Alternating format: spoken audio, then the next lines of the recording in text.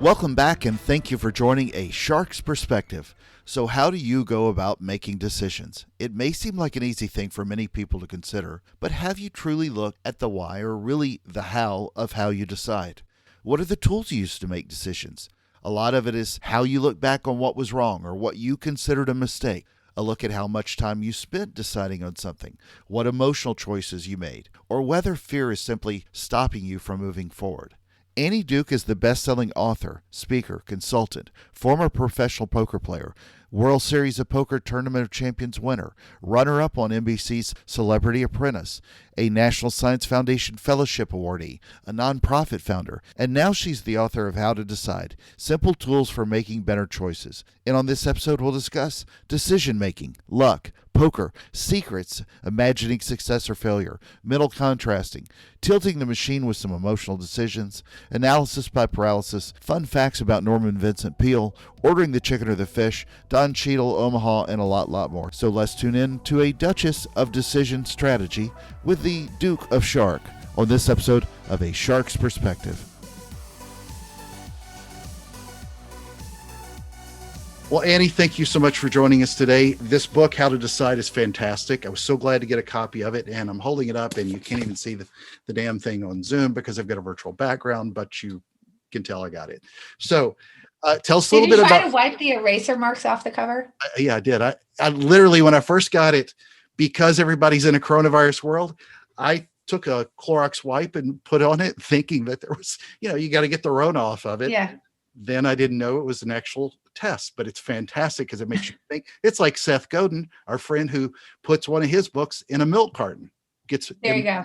It makes people kind of adopt a little bit closer to it. But why a book about decision making?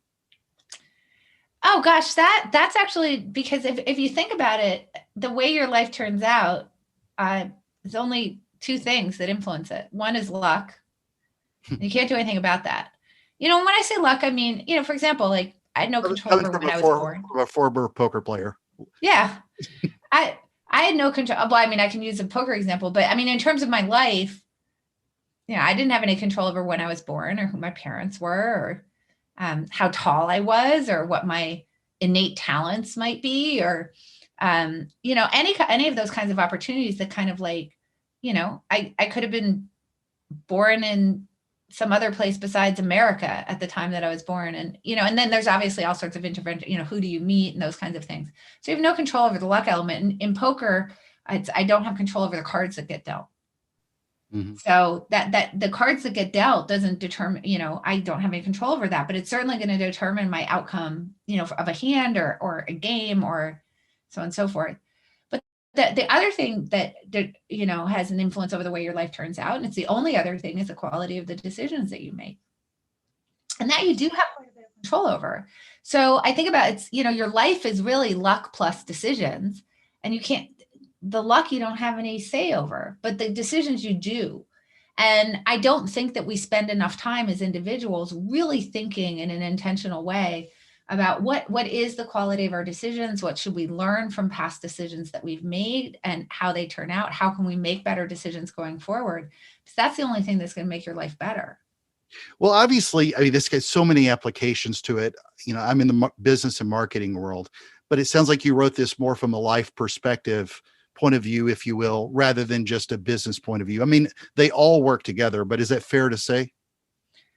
So I actually was imagining this book in kind of two ways, that someone might pick it up to try to improve their own decision-making, but that this would be something that teams would use in order to kind of get on the same page about decision-making. Because that's the interesting thing about decision-making. It doesn't make a lot of sense to say, I'm going to teach you how to make business decisions.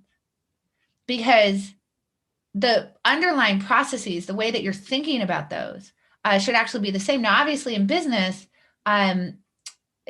people will say, yeah, but then you have teams and you have to think about what each individual goal is and so on and so forth. But that's no different than your life. I mean, team decision-making is the same as like, I have to make decisions with my husband.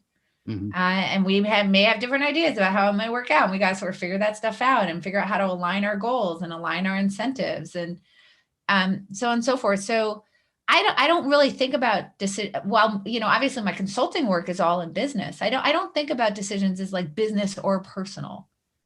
in that sense. Well, then let's dive in a little bit to the book and go early. How do we get in front of the path to failure to increase our chances of success? So, all right. So there's this whole big literature in the power of positive thinking, which is very, very popular, from Norman Vincent Peale, who, by the way, fun fact, officiated Donald Trump's first wedding. Wow. And then obviously, you know, there's Napoleon Hill and so on and so forth. So there's big literature in the power of positive thinking. And essentially, just to summarize, it's set a positive goal. By the way, I have no quibble with that. Set a positive goal and then imagine yourself succeeding along the way to that goal. Now, I want to say this is different than, it's different than visualization, right? So athletes will visualize, you know, successfully shooting a basket or something like that. That's different than this, although people tend to conflate them. But this is, you know, you imagine the goal that you'd like to achieve, and then you imagine successfully achieving it. Now, the thing about that is that implied in that literature is that if you imagine failing, that will create failure. Because what they're saying is you imagine a positive goal, you imagine yourself succeeding along the way, and this will create the success for you. And obviously, the obverse is implied. If you imagine failure, that will cause you to not achieve your goals. And I think that the most extreme version of this literature is a book called The Secret. Are you familiar with that book? Absolutely. Yeah, it's a big one, right? Yeah. And I think it was an Oprah book club thing. If I'm not mistaken, it sold like 20 million copies or something. So for people who are familiar with The Secret, if you own it, I don't recommend burning books, but also don't give it away to like Goodwill, because I wouldn't want anybody to actually read this book. Hide it somewhere in your attic for someone to excavate in the future. Yeah, I didn't say I'd read it. I recognized the wax stamp on the cover. That's the extent. Oh no, I didn't think you had read it. I didn't think you had read it. Yeah. No, I didn't think that. But there's lots of people who have, and it's interesting. I think that it's attractive. But anyway, basically what they say is we're not going to make it implicit anymore. That if you imagine failure, you'll fail. We're actually going to say, like, imagine the thing that you want in your life, and that will happen. And if you imagine failure, if you imagine bad things happening, that will also happen to you too. So they directly state a causal relationship between what you imagine and what actually happens. And they also actually say that they say they do some weird things. So they say it's like very specific. So like if I imagine that I'm in traffic in the morning, then I'll be in traffic the next morning. Which that one I always thought was weird. Like, what about the poor schmucks that are in the traffic with me? Like, did I just like imagine traffic for them, or did we all imagine? Was it collective? I don't know how you even resolve that. Or if I imagine like my paramour giving me a diamond ring, it will come. And the causal mechanism that they have for is that your brain waves have a magnetic quality to them. Now that's true in the sense of you can do an EMG, and if you put a sensor like right on the skull, you could see some magnetic activity, but certainly it's not going out into the universe, and it certainly can't distinguish between like diamond rings and elephants and whatever. It's a silly book. But I think that what's a couple of things are attractive about it. One is, that this idea of if I just imagine good things and that's what's going to get it for me, I think is pretty attractive, right? It doesn't require a whole lot of work. The problem, of course, is that you can't disprove anything. So if I'm in traffic, what The Secret would say is I must have imagined something bad happening. I must have imagined that, which of course is really weird to work backwards. But people find this book very attractive. And I think that in general, the power of positive thinking is very attractive. And the reason why I think is because it's fun to imagine yourself succeeding. It actually feeds into a lot of the types of biases that we have in decision making, which are sort of positive thinking biases, that we think we're more masters of our own destiny than we actually are, that we have more control over the way that things will turn out than we actually will. We tend to be overconfident, right? And also it's really good for like, it also plays into some of the confirmation bias that like we have these beliefs about ourselves or the world, and we like to think about the world in a way that confirms our beliefs. And I think that this all sort of plays into that idea of we can control our own destiny through the way that we're thinking. And then there's also the problem of when we imagine success, we get a lot of the kind of physiological good stuff that we get from succeeding, which is endorphins and that kind of good stuff. And when we imagine failure, we actually get a lot of those stress hormones being released. And so it kind of doesn't feel good. So that's kind of the background on why we want to be imagining not success, but failure, why we want to imagine success. And now I'll tell you why we want to imagine failure instead. So again, when I say imagining failure is a good thing, I don't mean imagining failing, imagining a bad or a negative goal is a good thing. You should have a positive destination. But here's the way that I put it is you could use a paper map, which is like the power of positive thinking. Like, there's my destination. And look, there's a clear route all along the way. I can just go along this road and I will get there fine. Or you can use Waze. And there's a reason why nobody uses paper maps anymore. And everybody uses Waze. And the reason is that Waze imagines all the ways that you're going to fail to get to your route. It imagines where the traffic is or where the obstacles are going to be, where there might be a speed trap, where there might have been an accident along the route.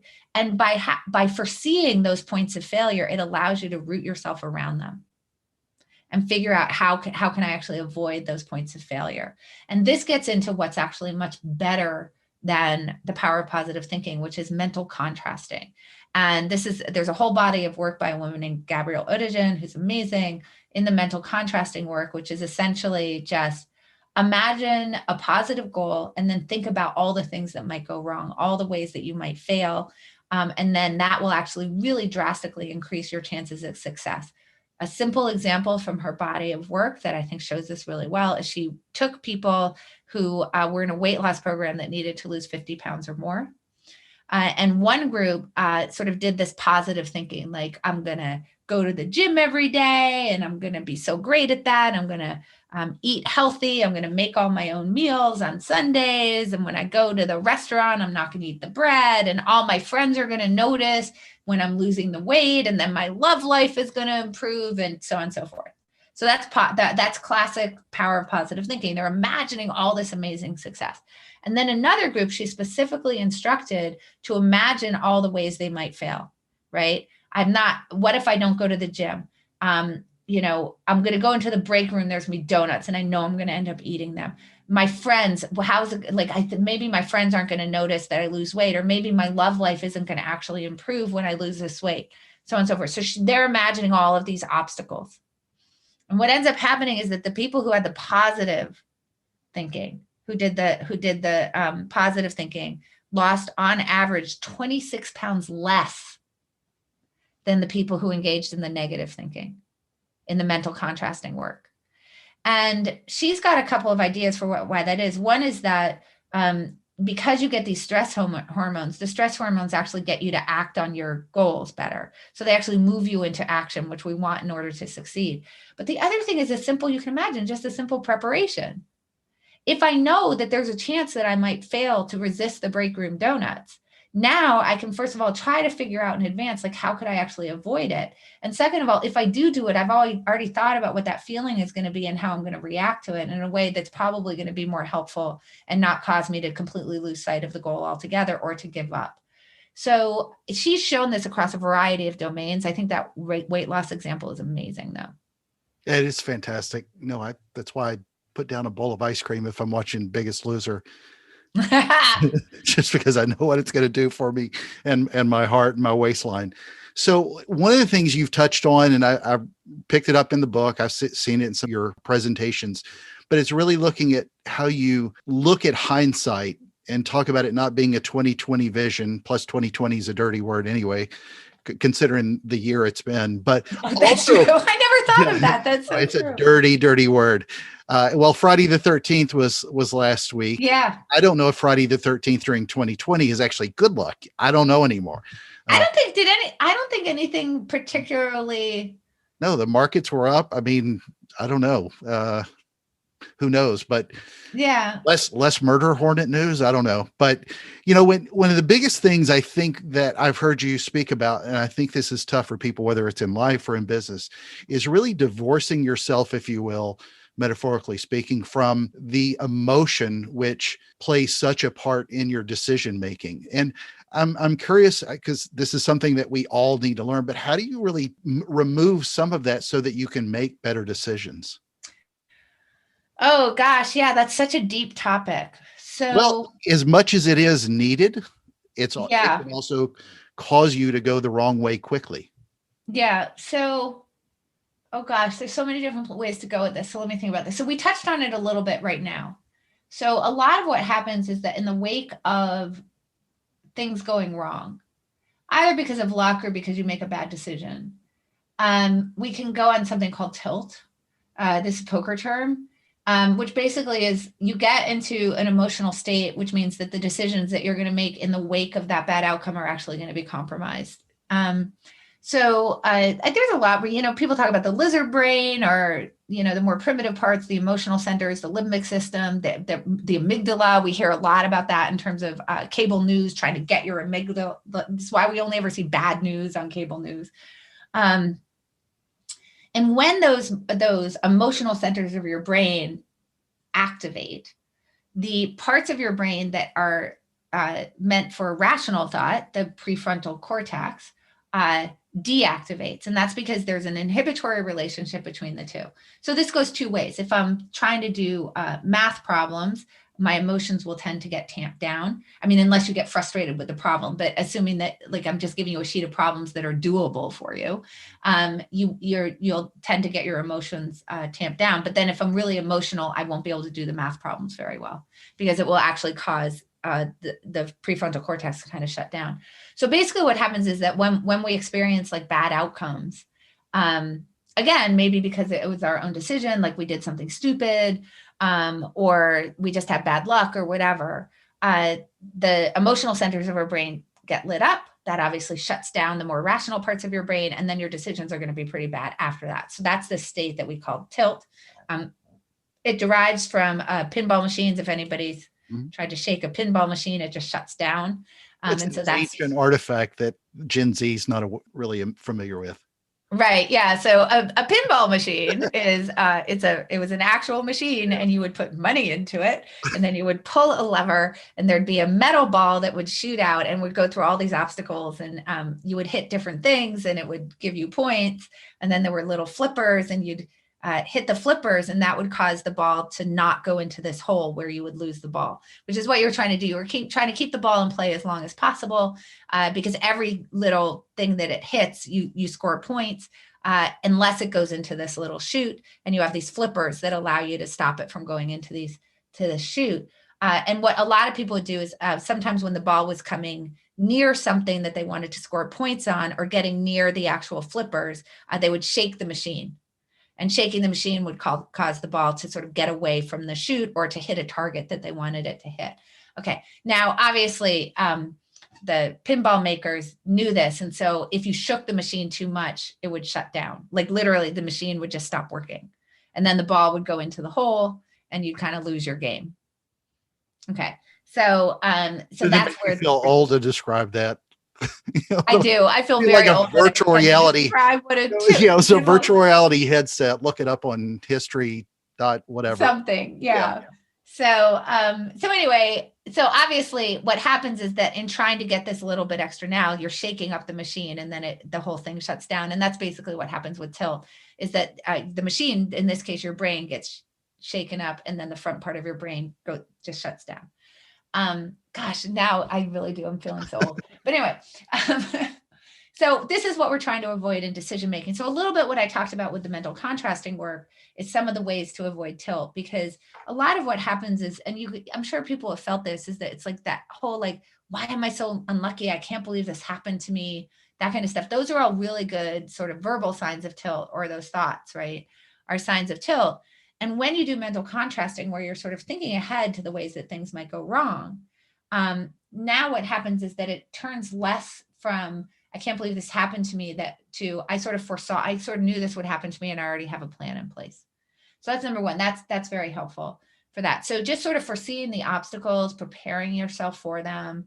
You can do signposting work so that you understand when that obstacle is approaching, so that you can get ready for it, having good plans in place for how I'm going to react to it. Like in the case of weight loss, for example, there's a very well documented effect in cognitive psychology, which is called the what the hell effect. And basically the what the hell effect is that we have all sorts of kind of natural resets. So you could think about them as like a year is a natural reset. So that's why people tend to make like New Year's resolutions. Obviously, you could make a resolution anytime during the year, but we tend to make them at the new year. Mondays would tend to be a reset, right? So, or Friday, depending it's on how you view the week, but some day in the week that's going to mark the week for you. Obviously, going to bed provides you with a reset. So we have these natural resets that occur. And basically what happens is that when we have some goal that we're trying to reach, that we're trying to execute on, and we know what the behaviors are that we should be engaging in order to reach that goal.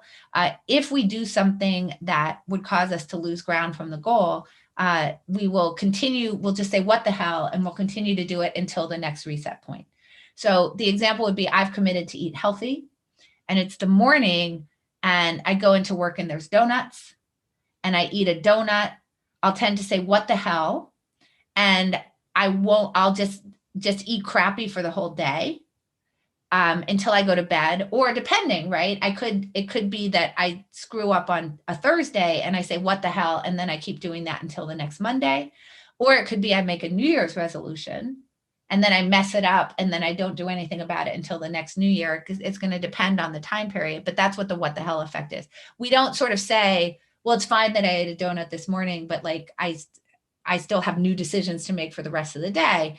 And I need to think about it as all one long game, as opposed to a game that's built up of days or weeks or years. So that's a good example of tilt. That's basically going on tilt, like, screw it, I messed up. It doesn't matter. I'll try again another day. Oh, it's a great analogy. I mean, I don't know of a diet or a goal for most people that doesn't have a certain day when they start over. Mm-hmm. And we do exactly all sort of things other than just when to eat ice cream and all that kind of stuff. Oh, it's all sorts of things. Exactly. It's like, I'm going to get to work on time this week, and then you screw up one week, you're like, I'll try again next week. It's like, no, try again tomorrow. Right? Like, you don't have to give up for the week, but it depends on, what did you define the time period as, right? So, so that's a good example of tilt, where something happens, we screw up, and then our decision-making just goes completely awry. So if you do the mental contrasting work, you can think about that in advance, and you can say, if I eat the donut, what's my reaction to that going to be? Because I understand that that's a risk. Am I going to give up the whole day? Is that really good in terms of what my long-term goal is? Or am I going to say, okay, I messed up, but I still have lunch, right? I can do better at lunch. So that's one way is like sort of thinking in advance about these kinds of things, and then setting up what are called pre-commitment contracts. Like, when this thing happens, what will I do? And that's going to help you. So that's what that example is. Like, if I eat a donut, my reaction is going to be to do better at lunch. Mm-hmm. That's what my reaction will be. My reaction will not to be to wait till the next day or wait till the next week. Another thing that you can do is to get to a different time scale. So in the immediate wake, you're like, I ate the donut, screw it. But if you can stop for a second and just say, if I'm imagining that it's a week from now, am I going to be happy that I gave up this whole day? Is that a decision that I'm going to be proud of? The answer is almost invariably going to be no. And that's going to help you to then calm yourself down and to actually eat better for the rest of the day, because you're going to be thinking about some future version of yourself, looking back on this weird decision that you've made, that like, I messed up in the morning, so whatever, right? And it's going to actually see it more in the scope of time, which is what we're trying to get you to do. The other advantage of mental time travel is that you can't do it without engaging the prefrontal cortex, which goes back to that relationship between the prefrontal cortex and the emotional centers of your brain. And so then that will tend to calm your emotions down and get you into a better place. And you can imagine doing that a lot, just you get in an argument with your spouse and you say, in a week, am I going to regret having continued this argument? And the answer is like, yes. Yeah. Two different things that you wrote about. I'm kind of curious. I'm going to package them together. Do you think that it's more of a problem to be stuck in sort of a paralysis analysis mode where people are scared to make a decision, or are they more afraid to look back on a decision constantly? And that can be, and then maybe that's what's driving them to not be able to make effective decisions. Oh gosh. So actually those two things are the same problem. So I like that you sort of tied those together. So put a bow on it then.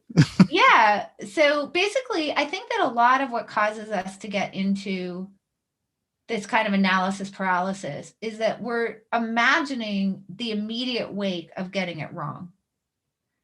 And then that paralyzes us and causes us to not want to make a decision. So that's why they're actually kind of the same issue. So it's the imagining of the look back that actually causes us to not be effective on the going forward.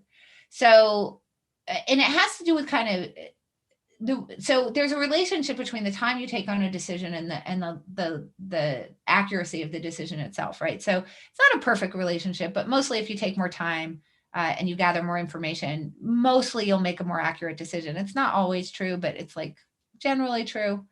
And so I think that we have this sense that if you go really fast, the risk of going pretty fast on a decision is that you're increasing the chances that you get an outcome that you don't like. Okay, so we kind of understand that little thing.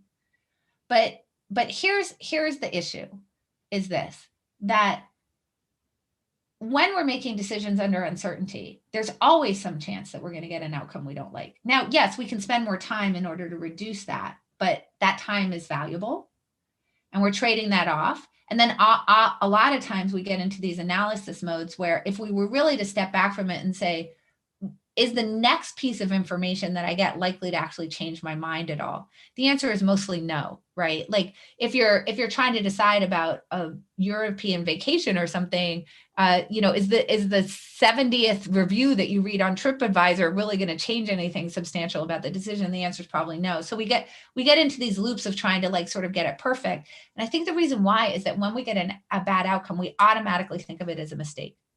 We automatically think, oh, if I had just chosen differently. So here's this very simple example of this. Everybody's had this. You're in a restaurant, you're trying to decide between two dishes, the chicken or the fish. And you decide I'm going to get the chicken. And then the chicken's really dry. And such a mistake. Why did I order the chicken? I should have ordered the fish. Well, but the problem is, of course, you can't know that. Like, I assume you haven't eaten those two dishes in that particular restaurant. And even if you had, you don't know how it's going to turn out on that particular day. And I don't know what it means to be a mistake there. Because it's like there's always some probability that the dish that you order is bad. It doesn't mean that you chose poorly. It just means, okay, you got a bad outcome. That happens. I've gone through green lights and gotten in accidents before. I don't really regret the decision. But we have this automatic feeling that's a mistake. That's the sort of way we label it. And then what is immediately goes through your head? Oh, if I should have asked the waitress or the waiter, right? I should have asked the wait staff. I should have asked other people what they thought. I should have read the Yelp reviews. If I'd only done more work, then I wouldn't have had this bad chicken. And that's obviously an inconsequential decision, but it happens to some very consequential decisions, right? Like you choose to spend time trying to close one client versus another, and then that client doesn't close, and you immediately are like, ugh, why did I spend all that time on them? I should have been spending it on this other person. Or you hire someone who you think is going to be a superstar, and then they turn out to be pretty bad, which, by the way, happens like 2/3 of the time. And then you're like, oh, it was such a mistake to hire that person. And, of course, it's like, it's not clear it was a mistake. I don't know what your decision process was, but mostly it's like they've never been in your company before. And there's all sorts of information that you don't know about them. And you don't really know whether they're going to be a good fit for you or not. And then stuff reveals itself to you after the fact. But that's that fear of I made a mistake as we look back, because we're so bad at figuring out what makes something a mistake or not, that causes the analysis paralysis in the first place, because we're trying to protect ourselves from that. We think if I just spend more time, then I won't get a bad outcome. Well, okay, that's not true. Mm-hmm. So it all kind of like, I don't know if I hope that made sense. Like it feeds completely in on itself. It did completely. So, you've had such an amazing career. I mean, you've been a world poker champion. You almost won the Apprentice. A lot of people think you should have. Now you're doing so much. You started charitable organizations. You've written several books, including a great one. When you look back at your own career, I mean, this is sort of a cathartic experience when you write a book like this. What decisions, good or bad, did you kind of say, I wish I had understood this better in my career to help you move forward? Not necessarily career or life. Yeah. I think about this a lot in terms of the decisions that I made about like what my major was in college, whether I should go directly to graduate school or not. I feel like a lot of those decisions were sort of like momentum and not understanding the idea of like exploring different options. Um, what, like, you know, I didn't take classes, a lot of class. I mean, well, so where I went to college, which was Columbia, you actually had to do a core curriculum. So that was causing like a pretty broad range across humanities. Um, but I didn't, I wish that I had explored things that were more in the sort of hard math, hard science, like finance, which I never did. Like I was just kind of like on this route. I was like an English and psychology major, and I kind of stuck down those paths, and I didn't really understand like how can you explore things? How would you actually think about what the future payoffs of these things are? My father was an English teacher. He wasn't very helpful in this way. He doesn't really think in systems in that way. So I wish I had thought about that. And then, graduate school seemed like sort of a low friction thing to do. I don't think I really, again, thought through like, what are the payoffs? What are my goals for a career? I just kind of thought like, oh, I want to be a teacher or researcher or something like that. I didn't really think about what the different options were. But And you then did so well with probabilities. I mean, when you consider what you did in poker alone, I don't know how much better you could have done. You know what I mean? Well, I always wonder. I think I may have ended up in graduate school anyway. It's that I don't feel like I had a lot of process behind it. That's what I'm saying. Sure. So, and then when I did actually end up in poker, honestly, people say to me, what was that decision like? And I said, it wasn't really one. I was sick and I needed to take a year off and I needed money. And then I happened to be very good at it and got really excited about it. I don't feel like it's until a couple years later that I started getting really intentional about my decisions and what I really wanted to be doing with my life. And I feel like my life got a lot better after I did that. But people weren't teaching this, and the people, one of the foundations that I co-founded is the Decision Education Foundation for exactly this reason. We don't teach it to kids in K through 12. I was never told like, here's how you would map it out. And here's how you think about like what the payoffs for a good decision process look like, or even what a good decision process is. So I feel like I ended up with some really good results, right? Like I'm very, very happy. I'm so happy that I have this, PhD level background in cognitive science and a very successful poker career under my belt that then informs all of my thinking about decision making. I'm happy I was an English major. It means that I can write well. All of those things I think ended up putting me into a really good place in life. But it wasn't until like I started thinking intentionally about the way that all of these things spoke together, kind of like as an after the fact, after I had these experiences. I'm not saying that I would have come to this would be a good thing to have happen, because a lot of things happen by exploration and kind of understanding how to leverage the things that are coming across your path. That is one thing that I'm naturally, I think, pretty good at, is that I sort of see opportunities come across my path, and I'm pretty good at like sort of pulling them into my orbit and thinking this is a really interesting branch to explore. Mm-hmm. I just wish that in college in particular, I had been more intentional about the branches that I was exploring. It's easy when I think of you. It's for me, I know both the poker side, the retired poker player, and also the Apprentice. And I think most people, if they Google you, are going to think of a poker player. But I did watch the Apprentice a lot, and I'm kind of curious, for this stage where you are in your career. Apprentice was, it was the top rated show for quite a few years. Even coming in second, you helped elevate you from a well-known name to a household name that everybody knew, even if they didn't play poker. Have you seen it really continue to provide you a lot of opportunities to explore things like this that maybe poker did not? So I think that it was certainly helpful in terms of, so what people didn't know is that for the last 10 years of my poker career, probably only about 20%, maybe less of my time was spent on poker. The rest of it was on consulting. Mm-hmm. In decision strategy, decision science, decision analysis, that kind of stuff, with companies, which ultimately ends up, you can see that obviously in thinking in bets and how to decide. It's really what I do with my clients is really working through this type of decision making. And obviously I've got the foundation too. So So I was mostly doing that, and that definitely helped. The Apprentice actually really helped that business. Um, and I'm, and I wonder, like, what, would Thinking in Bats been the book that it was if I didn't have the profile that was generated from that show? Like, I don't know. It's hard to run that counterfactual, but probably not. So, I mean, it definitely, raised my profile in a way that allowed, gave me more opportunity in terms of exploring the things that I really wanted to explore.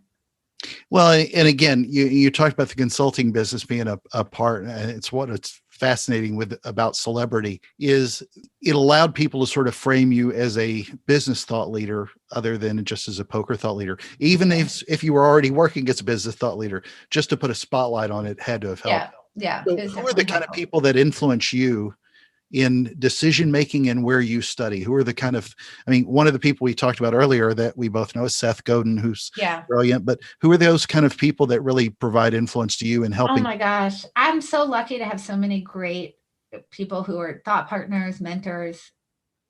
So obviously Seth is one of them. Michael Mauboussin is such an amazing thought partner to me. He wrote a book called The Success Equation, Think Twice. He has a lot of amazing white papers. Everybody should go read his work. Danny Kahneman has been wonderful and helpful and really informs my work. One of my biggest mentors is Phil Tetlock and his wife Barb Mellers, who do the super forecasting work and group decision making work. And I work with them really closely, and they just provide me with such an amazing model for great scientists and great thinkers. Oh my gosh, it's like I feel like I'm gonna, lose so many people. I just had a great discussion with Ted Seides, who does Capital Allocator podcast, and he's been so incredibly generous and helpple. This is like when somebody gets the Oscar and they have to think of the 50. Oh my God. It's so many people. It's, I have to say, like, I've been very lucky. I feel like I'm very lucky because I have really, really smart people that I get to talk to. And, it's just, So, I mean, I left off like a ton of people, but there's some of them. Yeah. Well, Annie, this is the tough part of the show where we get some good decisions that we're going to have you make. You're on a shark's perspective. My nickname is Shark. I swim with them as we discuss. What is your favorite kind of shark and why? Well, oh gosh, the mechanical shark in Jaws. Bruce. Yeah. Because it didn't work, which made the movie like so much better.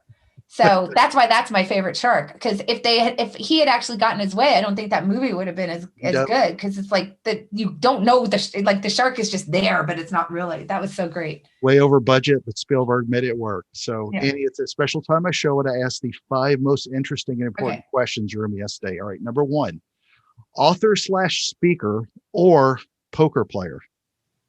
Oh, our author/speaker. Yeah, that's what I figured you'd say. All right, number 2. Iron Man or War Machine? You will understand. What do you mean? What's the difference between the two? Well, 2 different characters. Oh, Iron Man versus War Machine. Oh, I got you. Oh gosh. Which one do you prefer? And I'll tell you the backstory in a minute as to why. I don't know War Machine. I only know Iron Man. But you do know Don Cheadle, who played War Machine. Oh, yeah, no, definitely War Machine then. I'm sorry. Yeah, for sure. Obviously. No, yes. No problem. Right. He wasn't in the first Iron Man, but he was. Right. Yes. Yeah. No, yeah, because Iron Man, he's too cocky. Like he's brilliant, but he's not open-minded and he's too overconfident. Agreed. Number 3, Texas Hold'em or Omaha? Oh, Omaha for sure. Okay. Number 4, and you've won both though. Yeah. Number 4, you're in Philly, New York Giants or Dallas Cowboys. This is sort of a lesser of 2 evils, I guess. Like, what the hell? Because Philly fans are tough and nasty. So I want to know. I can't even. They're both awful. It would be too much of a softball to say Phillies versus. No, I get it. I guess I would just say New York Giants. Like the Cowboys are just the greatest team on the planet, except for the last 20 years.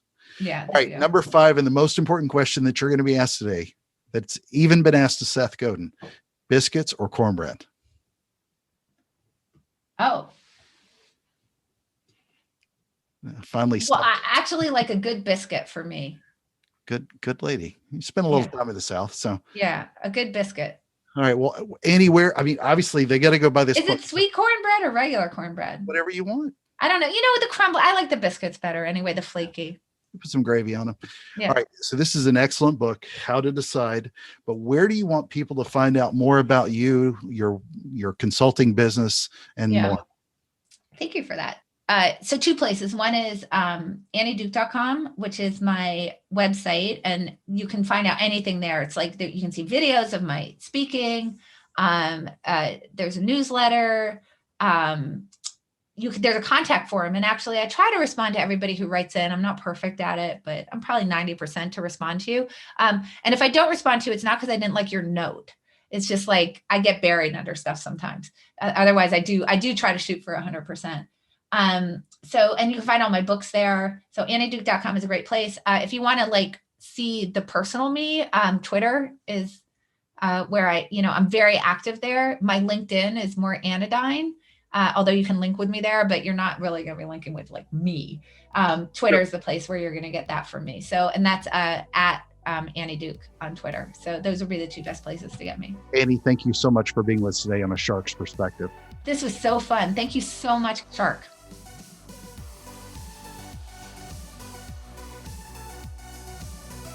So there was my conversation with Annie Duke, the best-selling author, speaker, consultant, former professional poker player and World Series of Poker Tournament of Champions winner, runner-up on NBC's Celebrity Apprentice, a National Science Foundation Fellowship awardee, a nonprofit founder, and now she's the author of How to Decide, Simple Tools for Making Better Choices. Let's take a look at 3 key takeaways from our conversation with her. First, love her point when she said, I don't think we spend enough time as individuals really thinking in an intentional way about what is the quality of our decisions. What should we learn from past decisions that we've made and how they turn out? How can we make better decisions going forward? Because that's the only thing that's going to make your life better. Such a great point. She believes 2 things that influence your life: luck and the quality of decisions you make. It's luck plus decisions. Personally, I really do believe that God has much to do with it and how he's guided me, but nonetheless, her point is very true. None of us really look in detail like we should, and that doesn't mean to overthink it, but as a challenge, take a few minutes and really look at how you consider your own personal decision-making process.